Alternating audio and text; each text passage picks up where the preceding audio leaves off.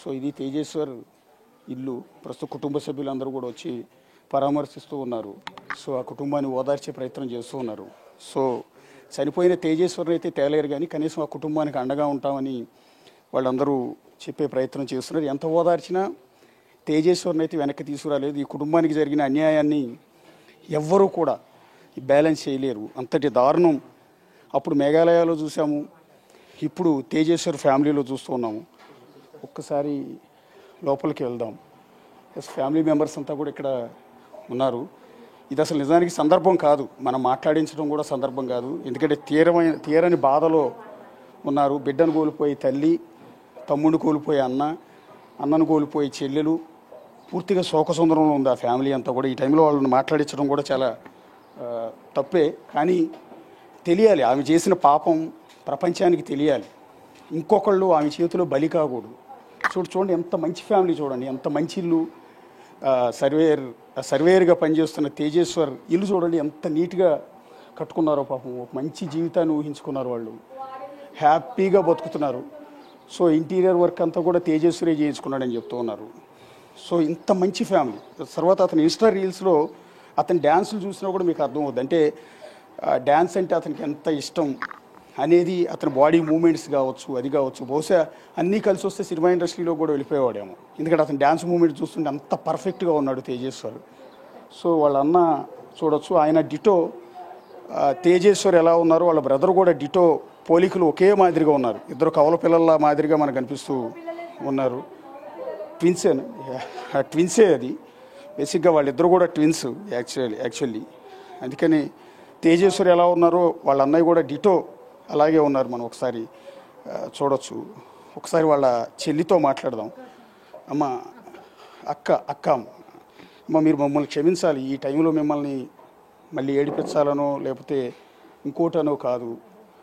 ఒక దుర్మార్గం ఇవాళ చనిపోయిన తేజేశ్వర్ మీ తమ్ముడని కాదు, మా మనిషి అనుకుని మేము బాధపడుతూ ఉన్నాం. ఇలా చాలామంది బలైపోతున్నారమ్మ. ఇవాళ పెళ్లి పేరుతో పెళ్లి చేసుకోవటం, ఆ తర్వాత ఎవరినో ప్రేమించి వాడితో వెళ్ళిపోవటం, ఇతన్ని చంపేయటం. అసలు ఎందుకు చంపింది అనుకుంటున్నారమ్మా మీరు? సార్ మా తమ్ముడు చాలా మంచి వ్యక్తి, మంచికి మారుపేరు.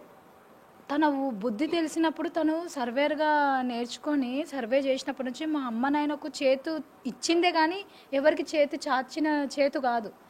నాకు కానీ మా తమ్ముళ్ళ మా అమ్మ నాన్నకు కానీ ఇంటికి ఎవరు వచ్చినా సరే అంత బుద్ధిమంతుడు సార్. డిసిప్లిన్కి మారుపేరు వాడు.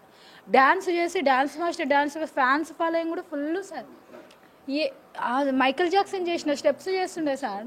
ఎంత అద్భుతంగా డ్యాన్స్ చేస్తాడు. డ్యాన్స్ బేబీ డ్యాన్స్లో కూడా పార్టిసిపేట్ చేసిండు తను టీనేజ్లో ఉన్నప్పుడు. ఎంత మంచి వ్యక్తి సార్.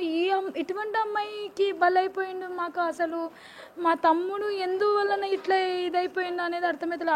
అమ్మాయికి ఉల్టా ఎదురు అన్నీ బంగారు చేను, పుసెలతాడు, పుస్తబొట్లు అన్నీ చేయించి మరి పెళ్లి ఖర్చు అంతా వీడు భరించుకు చేతిలోనే చనిపోయిండు సార్. అమ్మాయి మంచిది కాదని చెప్తే కూడా నాకు ఫస్ట్ పెళ్ళి ఇది పెద్దలు కుదిర్చిన పెళ్ళి అయింది.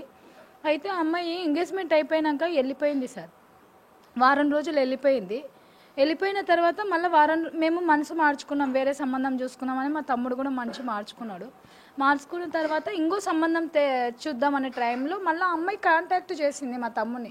నేను మా అమ్మకు భారం కాకూడదని, కొంచెం ఆర్థిక ఇబ్బందుల వల్ల మా అమ్మ టార్చర్ పెడుతుంటే నేను వెళ్ళిపోయినా, మా అమ్మాయికి భారం కాకూడదని వెళ్ళిపోయినా, కానీ నువ్వంటే నాకు ఇష్టం, నీ మీద అలిగిపోలేదు నేను అని మా తమ్మునికి ఫోన్ చేసి చెప్పింది. నువ్వు అంటే ఇష్టం నాకు, నాకు కట్టుకున్న భర్త నీవు నేను మంచిగా ఉంటే చాలు, మనకు ఎవ్వరొద్దు, మన ఇద్దరిని ఎవరైనా విడదీస్తే అంతకన్నా పాపం లేదు, అది ఇదని చెప్పింది సార్.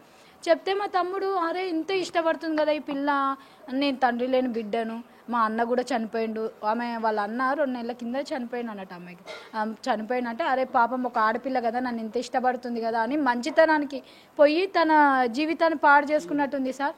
అమ్మాయి పెళ్లి చేసుకున్నాక కూడా మేము అన్నాం ఆల్రెడీ, అరే వారం రోజులు వెళ్ళిపోయిన పిల్లని ఎందుకు పెళ్లి చేసుకుంటావు తేజ, వద్దు అమ్మాయి మంచిది కాదంటే, లేదక్క అమ్మాయి ఇలా మాట్లాడిందని అతను నాకు కాల్ రికార్డ్స్ చేసుకునేటివన్నీ వినిపించినాడు ఇంట్లో అందరికి, పేరెంట్స్కి, అత్త వాళ్ళకు. అత్త వాళ్ళు ఇదే ఊర్లో ఉంటారు, మీ అన్నత్తలు 3 ఉన్నారు, ఇక్కడే ఉంటారు అత్త వాళ్ళు. అందరం మేము కలిసిమెలిసి ఉంటాం సార్. మా ఇంట్లో గొడవలు కొట్లాటలు అనేవి ఉండవు. మాకు కలిసిమెలిసి ఉండడం తప్పితే గొడవలు కొట్లాట మా అమ్మ నాన్నకు కానీ మా ఇంట్లో కానీ మాకు శత్రువులు అంటోలే లేరు సార్. మా తమ్ముడు ఒక పెళ్లి విషయంలోనే ఒక నెల కూడా అవ్వలేదు సార్. ఆ అమ్మాయిని పెళ్లి చేసుకుని వెళ్ళిపోయి చేసుకుంటా అంటే సరేలే, ఇంకా వీడు ఇంత ఇష్టపడుతున్నాడు కదా, మంచిగుండేది కావాలి కదా, వాడి సుఖమే మాకు కావాలి కదా, ఇంత కష్టపడి చేస్తాడు, ప్రతిదీ పట్టించుకుంటాడు బాధ్యతగా, ఇల్లు కానీ అన్ని కానీ. అతను కౌల పిల్లలు, ఇతనితో పోల్చుకుంటే అతను కొంచెం ఎక్కువ రెస్పాన్సిబిలిటీ మోస్తుండే. అట్లా అని ఇంకా వెళ్ళిపోతున్నాడు కదా అని ఇంట్లోకి పిలుచుకున్నాము. మా తమ్ముళ్ళు ఇద్దరు బంగారం సార్. ఏమన్నా అంటే అండి, ఇక్కడ అందరికి వచ్చే డౌట్ ఏంటంటే, ఒకసారి అమ్మాయి వెళ్ళిపోయింది, పెళ్లి ఫిక్స్ చేశారు, ఫిబ్రవరి నెలలోనే పెళ్లి అవ్వాల్సింది. ఆ అమ్మాయి కరెక్ట్గా పెళ్లికి ముందు 3 రోజుల ముందు వెళ్ళిపోయింది, 5 రోజుల ముందు. వెళ్ళిపోయిన అమ్మాయి మళ్ళీ రిటర్న్ వచ్చింది. రిటర్న్ వచ్చిన తర్వాత ఇతను ఎందుకు యాక్సెప్ట్ చేశాడు? అతను ఆల్రెడీ బ్యాంక్ మేనేజర్తో ఎఫ్ఐఆర్ ఉన్న విషయం మీకు ఎవరికి ఐడియా లేదా? మాకు అప్పుడు అమ్మాయి వెళ్ళిపోయిన తర్వాత అందరూ అది ఏమంటారు గాలి వార్తలు అన్నట్టుగా స్ప్రెడ్ చేసింది అమ్మాయి. అదంతా గాలి వార్తలు, నాకు అట్లాంటి అఫైర్ ఉంటే నేను అతన్నే పెళ్లి చేసుకొని వెళ్ళిపోతుంది కదా, నేను ఎందుకు వస్తాను. మా తమ్మునికి మాయమాటలు చెప్పింది సార్. ఈ అమ్మాయి జూన్ 17వ తారీఖు ఇంటికి వచ్చిన తర్వాత ఇంకా సరేలే పెళ్లి, మే 17వ తారీఖు పెళ్లి చేసిన తర్వాత బయటికి వెళ్ళిపోయి, మా నాన్నకు ఆరోగ్యం బాగాలేదు, బయటికి వెళ్ళిపోతే మా నాన్న చనిపోతే కష్టము, గుండె తట్టుకోలేక కొడుకు గురించి అని తెచ్చుకొని ఇంట్లో పెట్టుకున్నాం సార్. ఇంట్లో పెట్టుకున్న తర్వాత ఈ తిరుగుళ్ళు మరుగుళ్ళు అక్కడ ఇక్కడ, ఇంకా పిల్లలు మంచిగా ఉన్నారు కదా, మంచిగా ఉండకోకలే అనుకుంటే జూన్ 17వ తారీఖు మా తమ్ముడు మిస్ అయినాడు సార్. మిస్ అయిన తర్వాత ఆ అమ్మాయి ఫోన్ను ఎంక్వైరీ చేస్తే ఆ అమ్మాయి బ్యాంకు మేనేజర్తోన ఆల్రెడీ సంబంధము ఉన్నది, అమ్మాయికి వివాహేతర సంబంధం. ఆ అమ్మాయి వారం రోజులు మిస్ అయినప్పుడు కూడా మేము ఎంక్వైరీలో తెలిసిన విషయం అంటే, ఆ అమ్మాయి వారం రోజులు అప్పుడు వెళ్ళిపోయింది చూడండి సార్. ఆ టైంలో అబ్బాయి దగ్గరికి వెళ్ళిపోయింది. అయితే ఆ అబ్బాయికి ఫస్ట్ వివాహం జరిగింది. ఆ అమ్మాయి నేను పోలీస్ కేసు వేస్తా అని బ్లాక్మెయిల్ చేస్తే ఈ అమ్మాయి వాపస్ వచ్చి వాళ్ళ ఇంటికి వచ్చి చెప్తే వాళ్ళ అమ్మ వాళ్ళు ఎట్లనైనా సరే వీడికి చేసేద్దామని మా తమ్ముడికి ఏదో మాయమాటలు చెప్పి పెళ్లి చేసేసినారు సార్. మా తమ్ముడు వెళ్ళిపోయిన తర్వాత ఈ అమ్మాయి 17వ తారీఖు వెళ్ళిపోయింది కదా, ఆ అమ్మాయి అసలు ఏం బాధపడట్లేదు, ఏడవట్లేదు, ఏం లేదు, నార్మల్ ఉంది. ఆ రూమ్లో పోయి కూర్చుంటుండే అంతే, స్నానం చేస్తలేదు, టిఫిన్లు తినమంటే అడుక్కున్నా కూడా తింటలేదు. మేమేమో మా తమ్ముడు బ్రతికే ఉన్నాడు కదా, వస్తాడు కదా అన్నట్టుగా మేము ఉన్నాము. ఇక్కడన్నా మిస్ అయ్యిండొచ్చు, ఏమో ప్రాబ్లమ్స్ ఉండవు.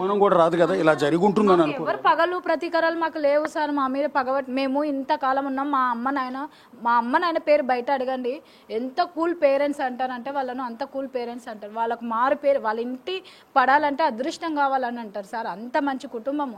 మా హస్బెండ్ని కూడా అడగండి కావాలంటే.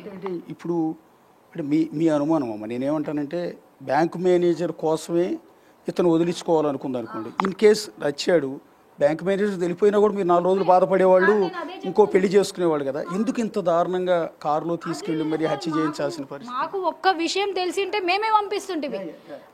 మాకు ఇష్టం అమ్మాయి అలా మాకు క్రియేట్ చేయి, అసలు ఏం బాధపడట్లేదు, ఏడవట్లేదు, ఏం లేదు, నార్మల్ ఉంది. ఆ రూమ్లో పోయి కూర్చుంటుండే అంతే, స్నానం చేస్తలేదు, టిఫిన్లు తినమంటే అడుక్కున్నా కూడా తింటలేదు. మేమేమో మా తమ్ముడు బ్రతికే ఉన్నాడు కదా, వస్తాడు కదా అన్నట్టుగా మేము ఉన్నాము. ఇక్కడన్నా మిస్ అయ్యిండొచ్చు, ఏమో ప్రాబ్లమ్స్ ఉండవు. ఎవరు పగలు ప్రతీకారాలు మాకు లేవు సార్. మా మీద పగబట్టి మేము ఇంతకాలం ఉన్నాం. మా అమ్మ నాయన పేరు బయట అడగండి, ఎంత కూల్ పేరెంట్స్ అంటారంటే వాళ్ళను, అంత కూల్ పేరెంట్స్ అంటారు. వాళ్ళకు మారు పేరు, వాళ్ళ ఇంటి పడాలంటే అదృష్టం కావాలని అంటారు సార్. అంత మంచి కుటుంబము. మా హస్బెండ్ని కూడా అడగండి కావాలంటే. ఇప్పుడు అంటే మీ అనుమానం అమ్మ, నేనేమంటానంటే బ్యాంక్ మేనేజర్ కోసమే ఇతను వదిలించుకోవాలనుకుంది అనుకోండి. ఇన్ కేస్ వచ్చాడు, బ్యాంక్ మేనేజర్ వెళ్ళిపోయినా కూడా మీరు 4 రోజులు బాధపడేవాళ్ళు, ఇంకో పెళ్లి చేసుకునేవాళ్ళు కదా. ఎందుకు ఇంత దారుణంగా కారులో తీసుకెళ్ళి మరి హత్య చేయించాల్సిన పరిస్థితి? మాకు ఒక్క విషయం తెలిసింటే మేమే పంపిస్తుంటివి. మాకు ఇష్టం అమ్మాయి అలా మాకు క్రియేట్ చేయలేదు సార్. నాకు ఇష్టం అన్నట్టుగా క్రియేట్ చేసి చూపించింది. మాకు ఒకవేళ అతను కూడా మాకు ఒకవేళ వేరే వాళ్ళతో ఇట్లా ఉందంట తెలియజేసినా కూడా మేమే పంపిస్తుండే, మా తమ్ముడే పంపిస్తుండే, మేము పంపించేస్తుంటే. అన్యాయంగా నా తమ్ముడిని బలి చేసిండ్రు సార్. ఒక్క మాట మాకు తెలిసినా కూడా పంపిస్తుండే. మాకేం తెలుసు? బేసిక్గా పోలీసుల ఇన్వెస్టిగేషన్లో తెలుస్తున్నది ఏంటంటే, ఆ బ్యాంక్ మేనేజర్తో కనీసం 2000 కాల్స్ మాట్లాడిందంట. ఫోన్ రికార్డ్స్ తెప్పిస్తే 2000 సార్లు మాట్లాడినట్టు ఉందంటండి. రెండోది, మీ తమ్ముడు వాడే బైక్ ఏదైతే ఉందో బైక్కి ట్రాకర్ పెట్టిందంట. అంటే పెళ్ళైన రోజు నుంచి ఆయన చంపేయాలన్న ప్లాన్ ఆవిడ వేసింది అనేది పోలీసుల ఇన్వెస్టిగేషన్లో బయటకు వస్తుంది. అతను మూమెంట్ కనిపెట్టడానికి బైక్ ఒక ట్రాకర్, జీపీఎస్ ట్రాకర్ ఏదో బిగించింది అనేది. అంటే చాలాసార్లు స్కెచ్ చేశారు కానీ వర్కౌట్ కాలేదు. చివరికి కర్నూలులో ల్యాండ్ కొంటానని ఆ రోజు కారులో ఎక్కించుకెళ్ళింది, వర్కౌట్ అయింది అని అంటూ ఉన్నారు. సో ఈలోపు ఈ నెల రోజుల కాపురంలో ఆమె బిహేవియర్ మీద మీకు అనుమానం రాలేదా? అసలు ఎంత బాగుంటుంది సార్. ఒక్కరోజు గొడవ పడిన సందర్భం లేదు. కాకపోతే ఏంటంటే ఆ అమ్మాయి, మా అమ్మ వండి పెట్టిన వంట తినకుండే, తను వండి పెడితే అందరు తినాలి, కానీ మా అమ్మ వండి పెడితే తినకుండే. ఆమె ఒక హై క్లాస్ అమ్మాయి లాగా బిహేవ్ చేస్తున్నా సార్. ఇంట్లో జీన్స్ ప్యాంట్ షర్ట్లు వేసుకొని తిరుగుతుండే. కొత్తగా పెళ్ళైన అమ్మాయి చీర కట్టుకోవాలి, లేకపోతే అంత చీర మెయింటైన్ చేయలేకపోతే పంజాబ్ డ్రెస్ వేసుకొని ఉండొచ్చు కదా అని నేనంటే, అట్లా నేను మా తమ్ముడు వెళ్ళిపోయిన తర్వాత నాకు తెలిసి నేను అడిగిన, ఎందుకు అలా విధంగా ఉన్నావు, కొత్తగా పెళ్ళయింది కదా, పంజాబ్ డ్రెస్ లేకుంటే చీర కట్టుకోవచ్చు కదా అంటే, నువ్వెందుకు పిన్ని అట్లా అంటున్నావు, నాకు అసలు ఇష్టమే లేకుండా మా అమ్మ నాన్న వాళ్ళు బలవంతంగా చేసినారు అది ఇదని అప్పుడు రియాక్ట్ అయింది. మా తమ్ముడు వెళ్ళిపోయిన తర్వాత ఆ విధంగా రియాక్ట్ అయింది. నేను వెళ్ళిపోతా అంటే, ఓ మా తమ్ముడు వచ్చేంత వరకు ఎక్కడ వెళ్ళిపోదు తల్లి, మా తమ్ముడు ఎక్కడ ఉన్నాడో ఏం లేదు తెలియదు, మా తమ్ముడు వచ్చిన తర్వాత మీ ఇద్దరు ఏం మాట్లాడుకొని డిసైడ్ చేసుకుంటారో చేసుకొని నిర్ణయాలు తీసుకోండి అని చెప్పి మేము గప్పుకున్నాం సార్. ఆ మాట అన్నందుకు ఆ అమ్మాయి ఏం తినకుండా చేయకుండా ఇంట్లో బయట నుంచి తెప్పించుకొని వాళ్ళ పిన్నిని వాళ్ళ బాబాయిని ఇంట్లో పెట్టుకొని వాళ్ళ దగ్గర ఏమేమి మాట్లాడుతున్నానో ఏమేమి లేదో అన్ని చేస్తున్నాయి సార్. ఆమె ఫోను ఎంక్వైరీలో తీసుకున్నాక ఆమె బయటపడింది సార్. ఇక్కడ బేసిక్గా పెళ్లి సంబంధం చేసుకుంటే అటు 7 తరాలు ఇటు 7 తరాలు చూడాలంటారు, ఫ్యామిలీ బ్యాక్గ్రౌండ్ చూడాలంటారు. సో అలాంటిది మీరు బిఫోర్ ఎంక్వైరీ చేసుకోలేదు, ఎందుకంటే ఆమె తల్లి కూడా అదే నేచర్ ఉంది. ఆవిడ కెనరా బ్యాంకులో స్వీపర్గా పనిచేస్తుంది, అదే బ్యాంక్ మేనేజర్ తిరుమలతో ఆవిడకి కూడా ఎఫ్ఐఆర్ ఉందని చెప్తున్నారు. తల్లికి ఎఫ్ఐఆర్ ఉంది, కొడుకు కూడా కూతురికి కూడా అదే వ్యక్తితో ఎఫ్ఐఆర్ ఉంది. తల్లి కూతుళ్ళు ఇద్దరు కూడా ఈ టైప్ ఆఫ్ క్యారెక్టర్స్ ఉన్నారు కదా. మీరు బిఫోర్ ఎంక్వైరీ చేసుకోలేదు అబ్బాయి పెళ్లి చేసేటప్పుడు అమ్మాయి ఏంటి, అమ్మాయి బ్యాక్గ్రౌండ్ ఏంటి, ఇదేంటి అనేది? అంటే మాకు పెద్దలు కుదిరి ఇది ఫ్రెండ్షిప్లో తీసుకొచ్చినారు సార్. వాళ్ళేం చెప్పినారు, మంచి సంబంధమే, మంచి అమ్మాయి, ఆ అమ్మాయి అలాంటిది కాదులే, వాళ్ళ అమ్మాయి తేడా భర్త లేకుండా పోయినా అమ్మాయి తేడా ఉండొచ్చేమో, కానీ ఈ అమ్మాయి చాలా మంచిది, తండ్రి లేని బిడ్డ అది ఇదని చెప్పినారు. ఫ్రెండ్స్ని అడిగితే, వాళ్ళ ఇంటికి అయితే అడగలే, ఫ్రెండ్స్ని అడిగితే మంచిదేలే అని చెప్పినారు. కానీ ఈ అమ్మాయి వెళ్ళిపోయిన తర్వాత అయితే అందరు బ్యాడ్గా స్ప్రెడ్ చేసినారు, ఏ వద్దొద్దు మంచిగా లేదు అది ఇదని. కానీ మా తమ్ముడి దగ్గర అమ్మాయి కాంటాక్ట్ అయినాక మా తమ్ముడు వినలే, ఎంత చెప్పినా లే అమ్మాయి అంత ఇష్టపడుతుంది. తమ్ముడిని ఏమన్నా ట్రాప్లోకి తీసుకొచ్చిందండి? ఎందుకంటే ఒకసారి వెళ్ళిపోయిన అమ్మాయిని కూడా మళ్ళీ పెళ్లి చేసుకోవటానికి యాక్సెప్ట్ చేశాడు, రెండో ముహూర్తం పెట్టించి మరి పెళ్లి చేసుకున్నాడు అంటే అమ్మాయి మీ తమ్ముడిని ఏమైనా ట్రాప్ చేసిందని అనుకోవాలి. ఆల్రెడీ వాడి దగ్గర మాట్లాడిన అమ్మాయి మాటలు రికార్డ్ చేసి మాకు చూపించడం కోసం, ఒప్పించడం కోసం రికార్డ్ చేసింటే వినిపించినాడు.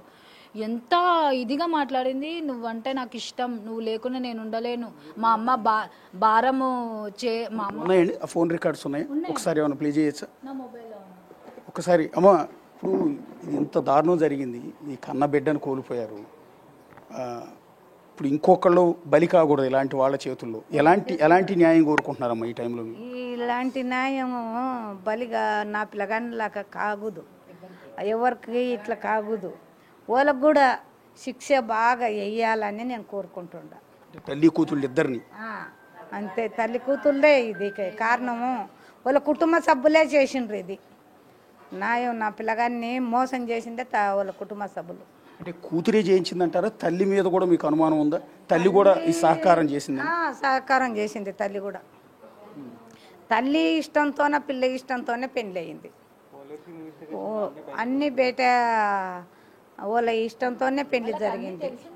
ఓలే బుక్ చేసుకున్నారు, మేము కూడా బుక్ చేసలేము. ఇప్పుడు మొదటిసారి అమ్మాయి వెళ్ళిపోయింది కదా, ఫిబ్రవరిలో పెళ్లి కావాల్సింది, ఆ టైంలో మీరు వద్దన్నారు కదా, అమ్మాయిని వద్దు, మళ్ళీ రిటర్న్ వచ్చిన తర్వాత మేము వద్దన్న చెప్పకేటేసిన నేను గేటు, వద్దు బాబు మనకు ఆ అమ్మాయి వద్దు, పోయిన అమ్మాయి పోకోకో, నేను ఏరే సంబంధం చూస్తా అంటే మళ్ళా పాప ఏమనింది తెలుసా, మీ అమ్మనైనా లేకుంటే నువ్వు పెళ్లి చేసుకోలేవా, ఎదిరించి నన్ను, నీకు గుండెలు లేవా, ధైర్యం లేదా అని మాట్లాడుతుంది ఫోన్లో, పిల్లగాని ఫోన్లో. ఒక్కసారి బేసిక్గా చూశారు కదా, తల్లి తేజేశ్వర్ కవల సోదరు, అంటే ఇద్దరు కూడా ట్విన్స్, వీళ్ళిద్దరు సేమ్. తేజేశ్వర్ ఎలా ఉంటాడో వాళ్ళ బ్రదర్ కూడా డిటో అలాగే ఉంటారు. నేను వీడియోస్లో చూసిన వాళ్ళందరూ కూడా తేజేశ్వర్ని పెళ్లి వీడియోలో చూసి అతను ఒకేలా ఉన్నారు కదా అనుకున్నారు. ఎగ్జాక్ట్లీ వాళ్ళు ట్విన్స్. వాళ్ళు తల్లి ఇవాళ వాళ్ళు కోరుకునేది ఒక్కటే, పోయిన మళ్ళీ తేజేశ్వర్ అయితే రాడు, కానీ న్యాయం కావాలి. ఆ తల్లి కూతుళ్ళు ఇద్దరిని ఎట్టి పరిస్థితుల్లో కూడా వదిలిపెట్టకూడదు అనేదే వీళ్ళ డిమాండ్. ఎంత మంచి వ్యక్తి తేజేశ్వర్, చూడండి ఎంత హ్యాపీ ఫ్యామిలీ. నిజానికి ఎంటైర్ ఫ్యామిలీ అంతా కూడా ఒకసారి చూడండి ఎంత మంచి ఫ్యామిలీ అంటే, పాపం వీళ్ళ గురించి ఈ ఎంటైర్ గద్వాల్లో అడిగినా కూడా ఎంతో మంచి ఫ్యామిలీ అని చెప్తున్నారు. అలాంటి ఫ్యామిలీలో వీళ్ళు పోలీస్ స్టేషన్లు గడప తొక్కిన అవసరం కూడా లేదు, ఇప్పుడు ఏ కోర్టు చుట్టూ కూడా వీళ్ళు వెళ్ళాల్సిన పరిస్థితి లేదు. అంత మంచి ఫ్యామిలీ, ఎంత హ్యాపీగా సెటిల్ అయ్యారు లైఫ్లో. అతను కూడా private surveyor come dancer, life మీద బోల్డ్ ఆశలతో ఈ ఫ్యామిలీ అంతా కూడా ఉంది. వాళ్ళ అక్క కూడా మంచి ఫ్యామిలీ, వాళ్ళ బావగారు, ఎంటైర్ అంతా కూడా ట్విన్స్ వీళ్ళిద్దరు, తేజేశ్వర్ ఈ వైన, ఈ బ్రదర్స్ ఇద్దరు కూడా. ఓకే, ఇప్పుడు చనిపోయిన తేజేశ్వర్ చిన్నప్పుడు, ఇప్పుడు మన ముందున్న వాళ్ళ బ్రదర్ ఇద్దరు కూడా ట్విన్స్ అన్నమాట.